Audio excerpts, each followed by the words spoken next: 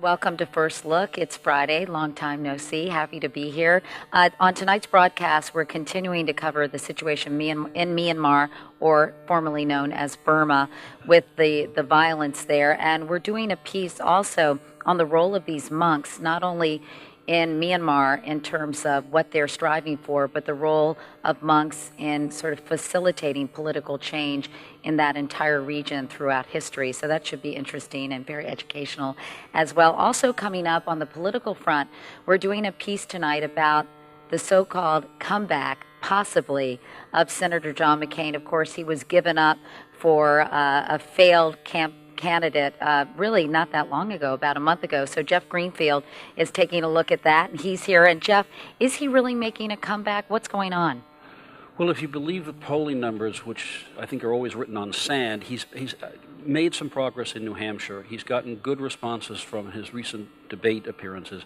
Maybe most extraordinary, he's got a new ad, which we're going to show you a bit of tonight, which features an interview done when he was captured in North Vietnam. You know, he spent years as a prisoner of war. Yeah, 5 or 6 years. And in the 2000 campaign, he never used this footage in his ads. And it looks like what he's trying to do here is to say, by both my background, by my life experience, and by my political experience, I am uniquely equipped to lead this country as we try to make Iraq a success.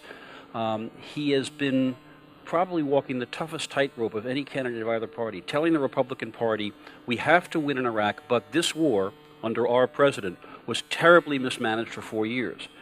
And so since I knew that 4 years ago, I'm the one who can get us out of this morass. Whether or not he actually does come back, whether he can raise enough money to be effective on those big states in February, way too early. But there's life in this campaign, which you're right, a lot of people said, it's all over.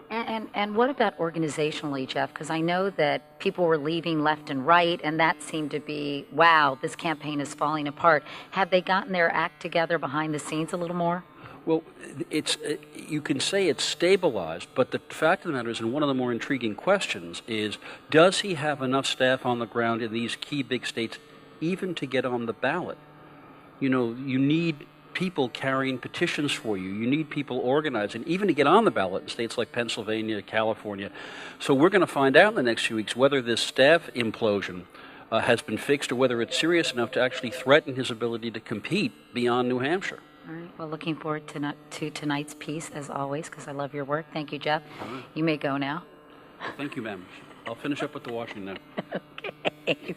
See you later. Also coming up tonight, you can just duck under the camera. This is very casual. Don't worry.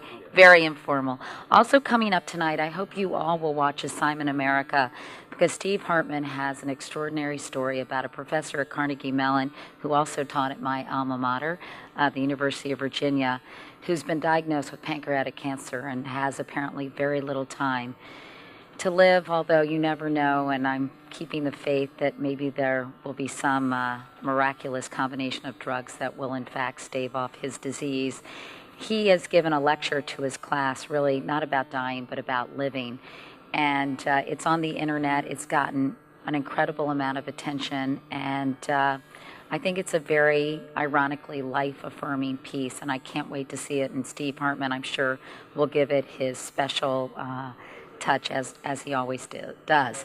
Anyway, I'm really looking forward to that, and a lot of other pieces coming up tonight on the CBS Evening News, and I hope you'll be watching. In the meantime, after you watch, I hope you have a great weekend.